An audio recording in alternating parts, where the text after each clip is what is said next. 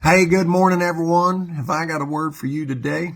We're going to go to Luke chapter 9, verse 16 and 17. This is about Jesus feeding the 5,000s. And also, it's really about the disciples feeding the 5,000. Taking the 5 loaves and the 2 fish and looking up to heaven, he gave thanks and broke them.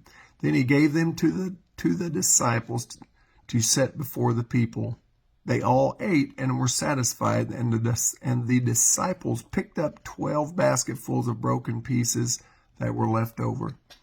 So this is obviously it's talking about Jesus feeding the 5,000. But I want you to take note of this. Taking the 5 loaves and the 2 fish and looking up to heaven, Jesus was grateful for what the disciples brought him to feed the people, the multitudes there.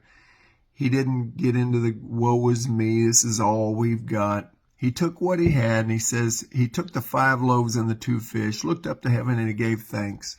He thanked God for what he had. I want to encourage you to thank God for what you got.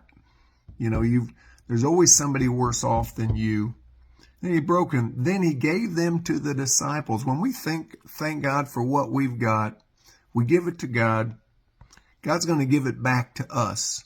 He's saying, then he gave them to the disciples to set before the people.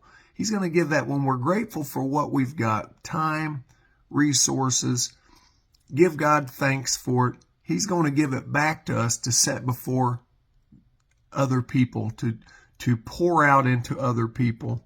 And when we give thanks, and he returns it back. And when we give it out, it just says right here, when we step out in faith, and they all ate and were satisfied. And the disciples picked up the 12 basketfuls of broken pieces that were left over. It spoke to me today about how God's going to multiply what we have. Don't go to whining about, I don't have enough time for this. I can't do this. This is all I have. God's telling you, Jesus took what he had and he gave thanks to the Father, and the Father multiplied it. I don't know what you're going through today, but I would just encourage you to give God thanks for what you've got. Thanks for, Lord, thank you for the time that I have. I ask you, Lord, to multiply my time so that I can be more effective for the kingdom. And the Bible is telling us when you do that you're going to have more than enough. They all ate. They were all satisfied.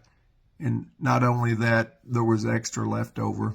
I don't know about you, but I need some of that extra that's left over. I want you to noodle on that today. Hey, you be blessed.